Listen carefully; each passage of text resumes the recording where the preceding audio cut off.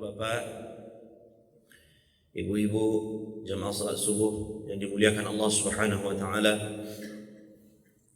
Kita ucapkan alhamdulillah atas semua yang kita dapati, atas semua yang ditakdirkan oleh Allah Subhanahu wa taala kepada kita. Orang-orang yang senantiasa mengucapkan alhamdulillah, maka dia akan mendapatkan sebuah rumah di syurga. Sebagaimana dalam hadis yang cukup masyhur diriwayatkan oleh Imam At-Tirmidzi rahimahullah, di syurga itu nanti ada namanya Baitul Hamdi.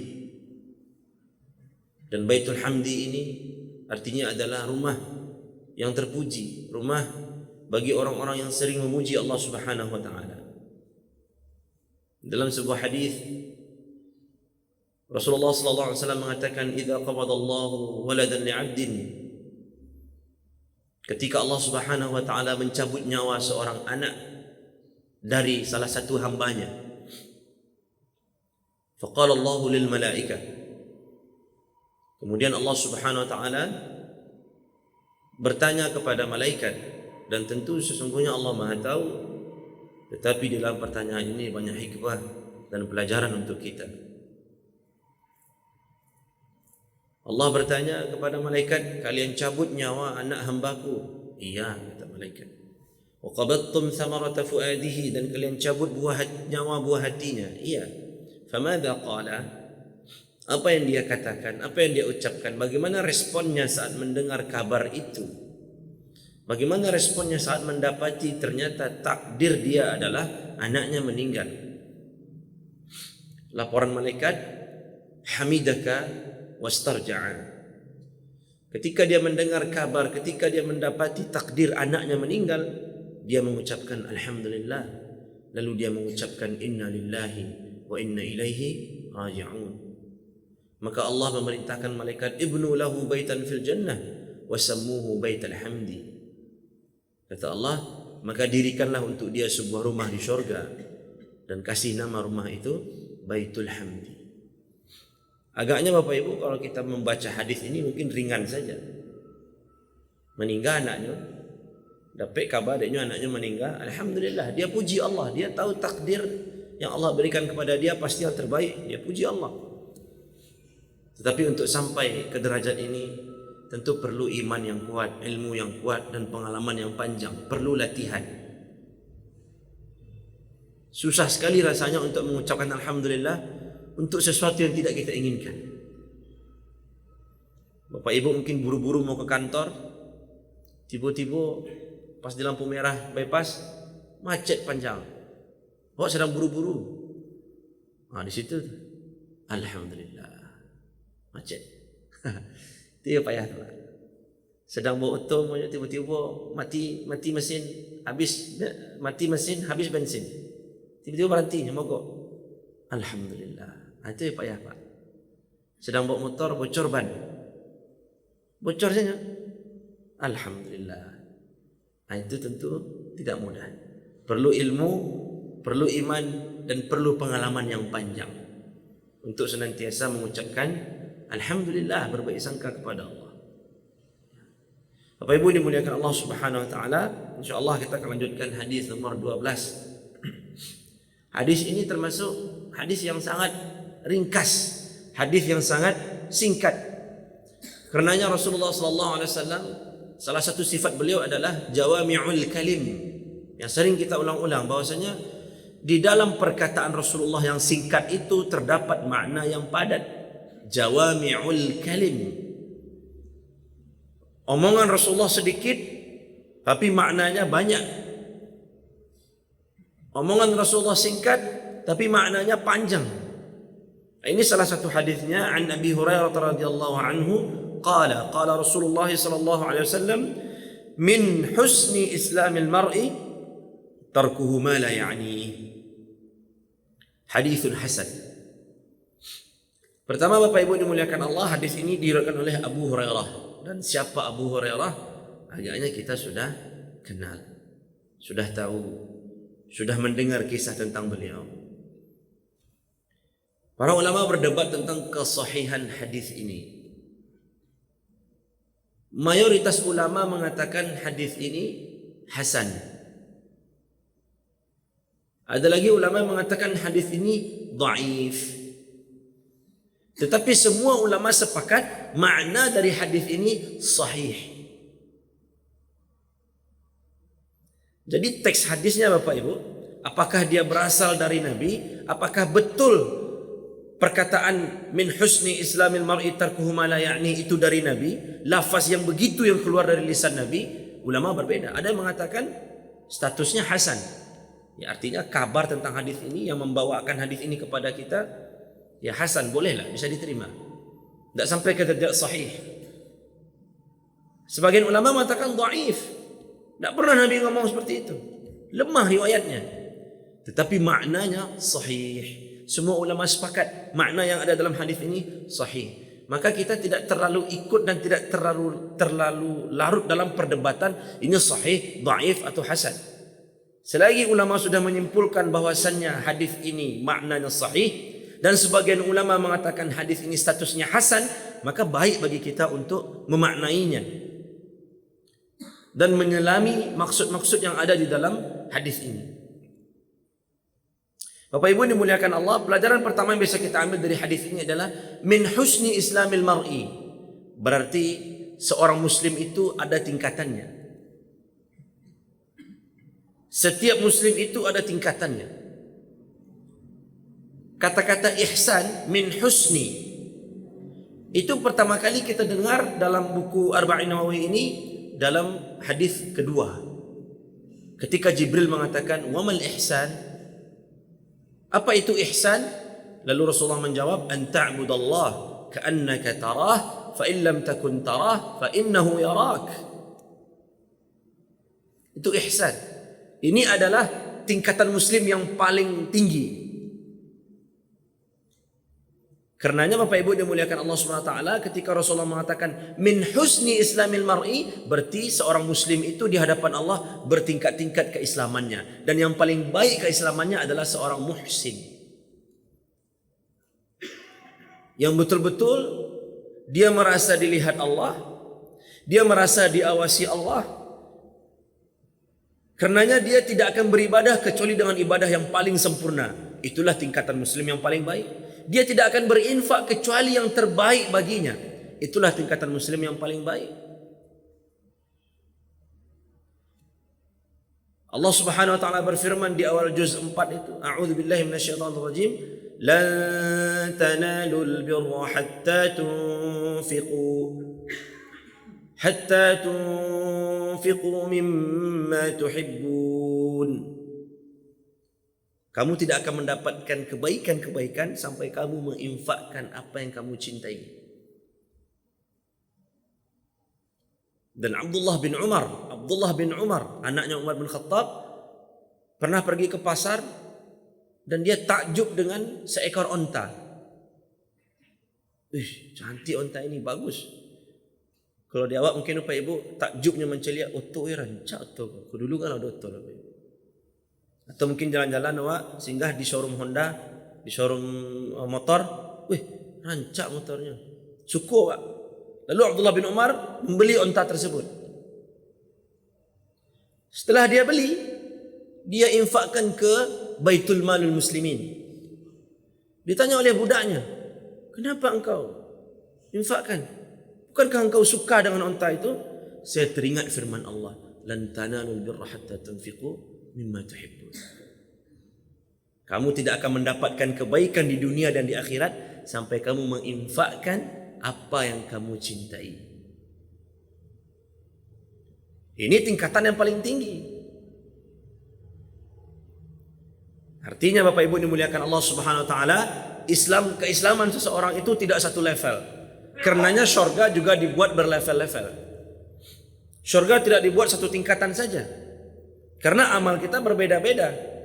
Dan di ayat 2 ya, di ayat 2 surah Al-Mulk, Allah Subhanahu wa taala mengatakan liyabluwakum ayyukum ahsanu amala. Bukan sekedar hasan, tapi ahsan. Kalau hasan itu baik. Mana yang baik? Ya dia salat wajib 5 waktu.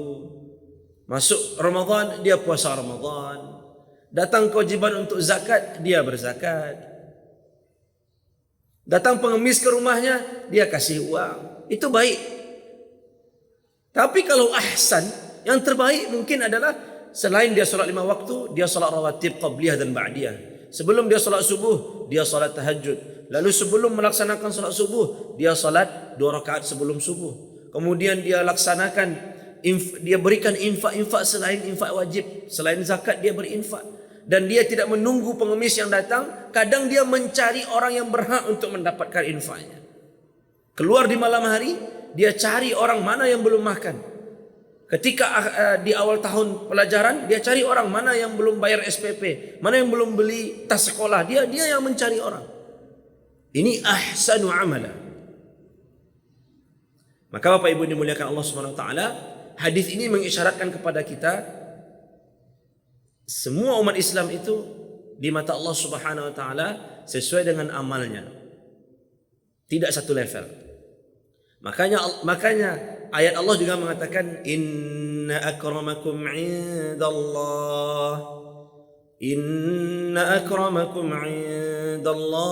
atqakum. Siapa itu orang yang paling bertakwa? Orang yang amalnya ahsan. Jadi hadis ini mengatakan min husni. Jadi ini adalah salah satu bentuk level kebaikan seorang dalam berislam. Kebaikan seseorang dalam beragama. Apa bentuk kebaikannya? Tarkuhu ma la ya'ni. Kalau yang paling tinggi tadi levelnya Bapak Ibu adalah an ta'budallah ka'annaka tarah, fa in lam takun tarah fa innahu yarak. Dia betul-betul merasa diawasi Allah. Itu level yang paling tinggi. Dan ini salah satu levelnya. Kita tidak bilang paling rendah, tapi salah satu levelnya adalah tarkuhu ma la ya'ni. Dia hanya mengerjakan yang bermanfaat saja untuk akhirat dan dunianya. Dia hanya sibuk untuk sesuatu yang jelas. Lai bermanfaat untuk akhirat ambo, lai bermanfaat untuk dunia ambo kerajaan. Tidak bermanfaat, dia tinggalkan. Maka ada sebagian orang yang dia tidak pernah ikut-ikutan nonton Piala Dunia. Tidak perlu dia. Masih banyak juz Al-Quran yang lu nambu baca. Walaupun bagi sebagian orang terdengar, ekstrim bana. Nah.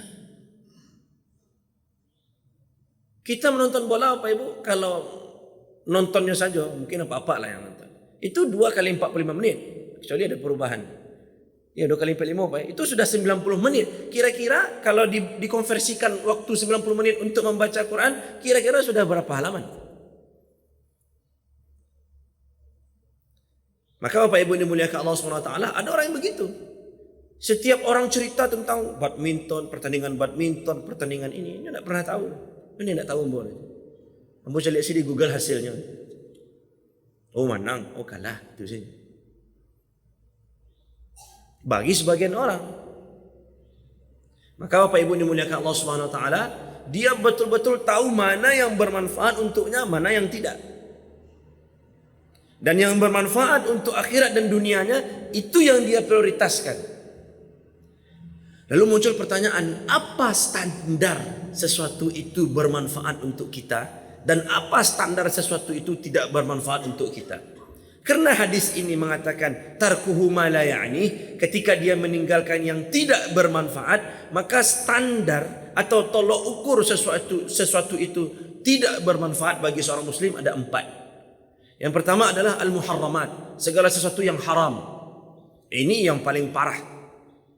Sudahlah tidak bermanfaat, dapat dosa pula kita melakukannya. Ini yang pertama ini. Yang kedua Pak Ibu dimuliakan Allah, al-makruhat. Dia terlalu banyak mengerjakan yang makruh. Itu tidak bermanfaat untuknya. Ma la ya'ni. Jadi standar atau tolok ukur yang tidak bermanfaat itu bisa kita lihat, semua yang haram pasti tidak bermanfaat. Maka tinggalkan. Kalau mau dianggap Islam kita baik, tinggalkan yang haram-haram. Baik haram itu haramnya besar atau menengah atau kecil. Termasuk melihat sesuatu yang mendatangkan laknat Allah Subhanahu wa taala. Melihat aurat lawan jenis, menikmati pemandangan itu, itu haram. Kalau mau dianggap baik Islam kita, tinggalkan. Yang kedua, makruhat. Makruh. Dan para ulama mengatakan kebanyakan mengerjakan yang makruh bisa membawa kita kepada yang haram. Yang ketiga adalah asyubuhat. Kita sudah belajar Bapak Ibu dimuliakan Allah Subhanahu wa taala, ya. Innal halala bayyin wa innal harama bayyin wa bainahuma umurun mushtabihat. Kita sudah sama-sama mendengarkan dahulu ada yang namanya umurun mushtabihat. Ada sesuatu yang tidak jelas halal atau haramnya. Maka saat kita sibuk dengan yang syubhat, berarti kita sibuk dengan sesuatu yang tidak bermanfaat untuk kita. Berarti Islam kita sedang tidak baik-baik saja.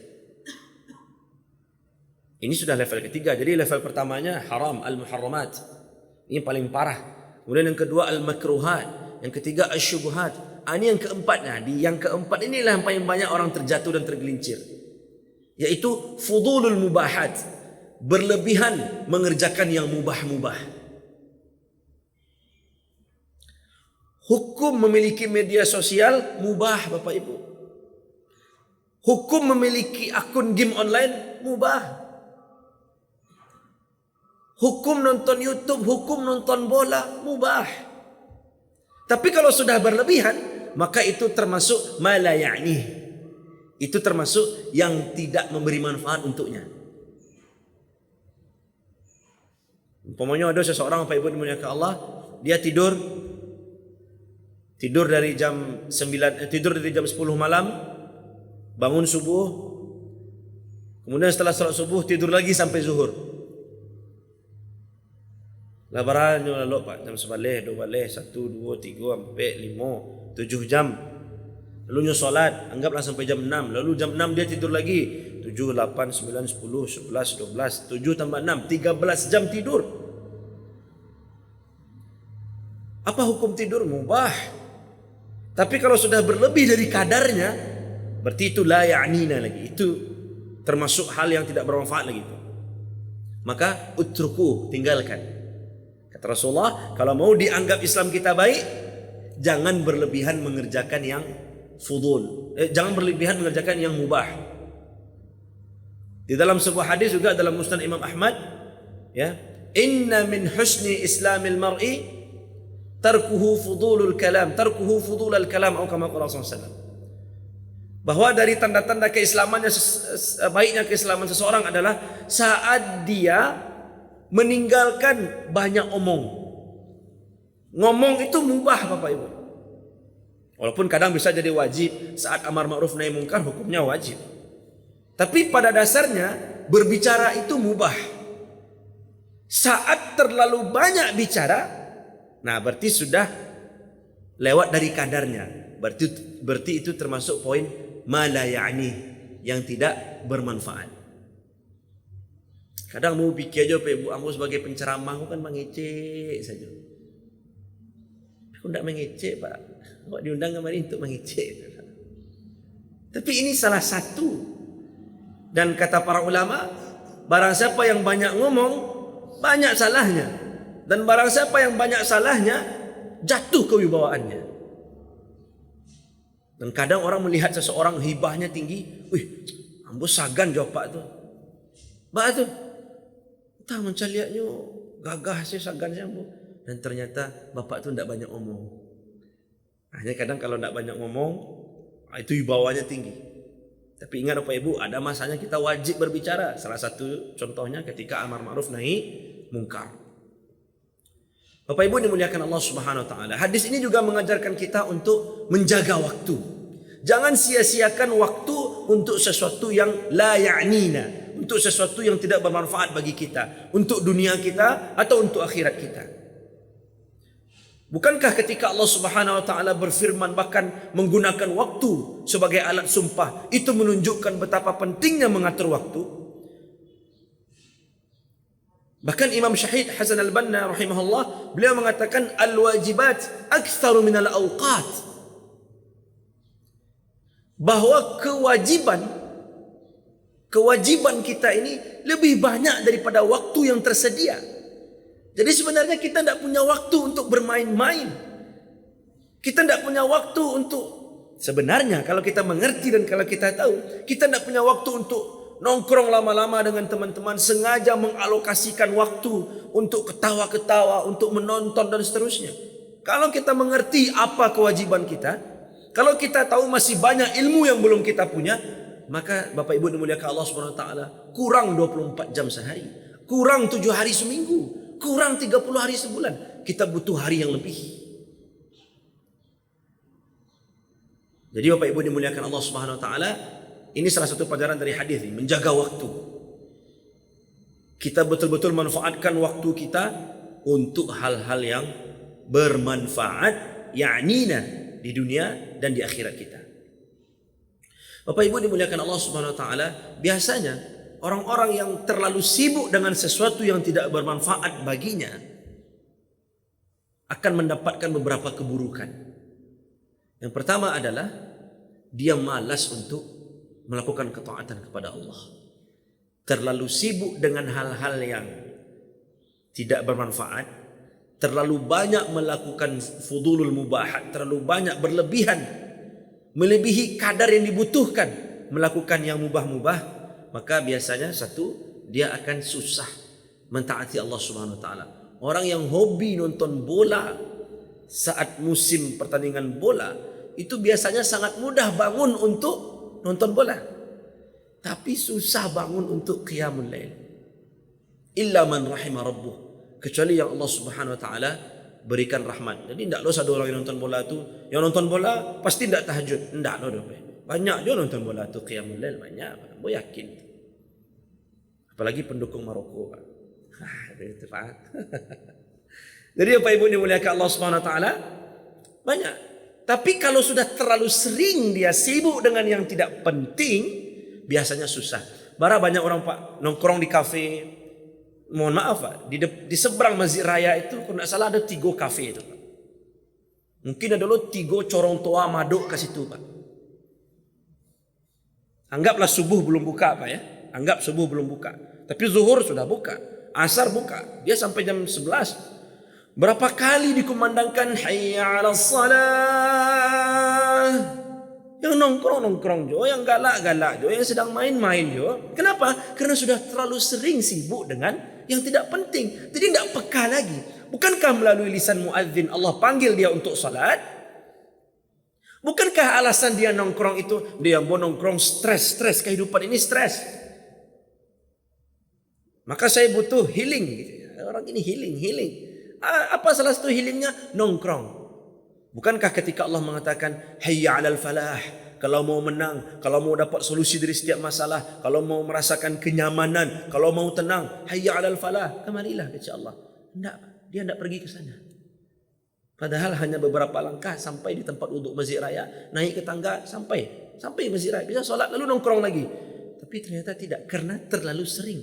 Dan tidak jarang pula kita temui beberapa orang yang sedang nongkrongnya, tiba azan, dia tinggal nongkrongannya. Pergi solat. Lalu nanti dia lanjutkan lagi setelah solat. Berarti ini dia melakukan yang mubah dalam kadarnya. Sehingga ketika datang panggilan Allah, dia tahu, aku mubah kayaknya. Aku wajib. Aku yang nyambil. Ini yang pertama Bapak Ibu. Kalau sering kali melakukan yang mubah, kalau berlebihan melakukan yang mubah, kita malas melakukan ketaatan kepada Allah SWT. Yang kedua, bagi orang-orang yang sering berlebihan melakukan yang mubah ini, kadang memicu permusuhan. Terlalu banyak omong, salah-salah ecek, salah-salah ngecek, ada yang emosi seorang. Bacakaklah kadang suami istri gara-gara terlalu banyak omong suami, terlalu banyak omong istri. Kan tidak ada Pak Ibu. Tidak ada, wallahu alam, saya tahu ambo, tidak ada kewajiban suami membongkar masa lalu istri, dan tidak ada kewajiban istri atau hak bagi istri untuk membongkar masa lalu suami. Masing-masing punya masa lalu. Istilah orang Pak Ibu, masa lalu milik masing-masing, masa depan baru milik berdua. Kan itu Ustaz Nofri ya. Jadi tidak ada, cuma kadang karena terlalu banyak omong, tak bongkarlah masa lalu lawan jenis pasangannya, tak bongkar masuk emosi seorang istri atau suami. Coba kalau tidak diomongkan, coba kalau tidak berlebihan bicaranya. Coba kalau tidak berlebihan pertanyaannya. Maka ketika yang mubah terlalu berlebih dan lewat dari kadarnya, cenderung memicu permusuhan, perpecahan. Dan efek buruk ketiga, dan ini yang paling parah, dan ini pasti, otomatis, orang yang terlalu sibuk dengan apa yang tidak penting baginya, maka dia akan sering meninggalkan apa yang penting baginya. Marah banyak orang Pak pembaca novel-novel fiksi-fiksi itu Pak, sataba-taba aku novelnya baca. Tapi ketika ditanya tentang nabinya, kenal tak dia dengan nabinya? Saat ditanya, coba ceritakan apa yang kamu baca tadi. Hebat dia. Bisa dia menggambarkan 85% apa yang dia baca dari novel setebal ini. Bangga ya tuh, ambo 3 hari baca gua saat paham ambo isinya. Tahu ambo alur ceritanya. Ini yang mubah. Bukankah kita harus mengenal nabi kita, sahabat nabi kita, ulama kita? Umpamanya awak bahas saja kisah Abu Hanifah, awak bahas saja kisah Imam Malik bin Anas, Imam Muhammad bin Idris Asy-Syafi'i, Imam Ahmad bin Hanbal. Itulah bara pertemuan tu, lah bara buku tu. Awak bahas dulu kisah tabi'in, awak bahas dulu kisah sahabat, awak bahas dulu kisah Bani Abbasiyah, Bani Umayyah. Tak sudah, tak cukup awak baca itu sadunya. Jadi orang yang terlalu sibuk dengan yang tidak penting, pasti dia meninggalkan yang penting baginya. Bapak Ibu dimuliakan Allah Subhanahu wa taala, pelajaran terakhir yang bisa kita ambil dari hadis ini ketika Rasulullah mengatakan min husni islamil mar'i tarkuhu ma la ya'nih, maka hendaknya kita bisa membuat list apa saja yang harusnya kita lakukan dan apa yang kita tinggalkan. Mungkin muncul pertanyaan, Ustaz, kenapa dalam hadis itu tidak Rasulullah katakan min husni islamil mar'i fi'luhu ma la ya'nih umpamanya. Ketika Rasulullah mengatakan dari tanda-tanda baiknya keislaman seseorang adalah saat dia meninggalkan yang tidak penting. Kenapa Rasulullah tidak mengatakan dari tanda-tanda baiknya keislaman seseorang adalah ketika dia mengerjakan apa yang penting? Kan bisa siapa itu? Kan itu juga pemahamannya. Tapi kenapa Rasulullah pakai tidak mengerjakan? Karena memang kata sebagian ulama, hati manusia itu atau jiwa manusia itu condong melakukan apa yang dinafikan, apa yang dilarang. Jadi di dalam hadis ini ada bentuk keoptimisan dari Rasulullah sallallahu alaihi wasallam bahwa umat beliau akan meninggalkan yang tidak penting saat itu dilarang. Kemudian disebut, jangan minum itu. Kadang orang penasaran jangan minuman itu. Jangan lakukan itu. Kadang orang penasaran dengan kegiatan itu. Jangan lihat itu. Coba lah Bapak Ibu, pokoknya buat kotak di jalan, buat tulisan kadang-kadang, jangan lihat ke dalam.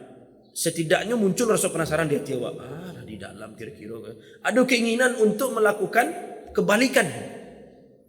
Nah, maka di sini ada keoptimisan dari baginda Nabi Muhammad SAW bahwa ketika beliau mengatakan tidak mengerjakan yang tidak penting, meninggalkan yang tidak penting, nah di situ ada motivasi yang muncul dalam hati. Iyalah, nak akan ambil kerajaan. Dan juga untuk meninggalkan sesuatu itu lebih mudah daripada mengerjakan sesuatu. Kan sudah pernah kita bahas dulu Bapak Ibu dimuliakan Allah SWT. Untuk mengerjakan sesuatu itu butuh tenaga. Orang barat butuh effort. Tapi untuk meninggalkan, diam sajalah. Diam saja di rumah, selesai. Tidak usah bergerak-gerak, diam tahan saja diri, selesai. Untuk mengerjakan itu sesuai kemampuan dan berbeda-beda kemampuan kita. Tapi untuk meninggalkan semua bisa. Lalu saja awak tidak akan terkerjakan yang buruk-buruk. Kecuali tidurnya lebih dari kadar seperti yang kita ceritakan tadi, itu sudah buruk juga. Maka Bapak Ibu yang dimuliakan Allah Subhanahu wa taala, inilah hadis nomor 12 yang menuntut kita untuk betul-betul sibuk dengan yang bermanfaat agar kita kembali menjayakan, meninggikan, menampakkan wibawa Islam dengan apa? Dengan umatnya yang sibuk, yang fokus mengerjakan apa yang penting untuk akhirat dan dunianya. Wallahu a'lam bishawab. Bapak Ibu yang dimuliakan Allah Subhanahu wa taala, ini hadis nomor 12. Semoga Allah Subhanahu wa taala berikan kita pemahaman yang baik dan semoga Allah bantu kita untuk beramal pada hal-hal yang bermanfaat saja bagi kita. Kita minta keistiqomahan kepada Allah dengan selalu berdoa, Allahumma ya muqallibal qulub, tsabbit qalbi ala dinik. Dan jangan lupa kalau ada kesempatan berikan juga pemahaman ini kepada orang lain yang mungkin tak sempat hadir di majlis-majlis ilmu. Kata Rasulullah, "Ballighu anni walau ayah." Sampaikanlah kebaikan dariku walaupun satu ayat saja. Kalau lah punya ilmunya, wajib amalkan, istiqamah dengan amal tersebut dan sampaikan kepada orang lain yang memerlukan informasi tersebut. Allah Ta'ala alam bisawab. Banyak maaf. Astaghfirullah. Assalamualaikum warahmatullahi wabarakatuh.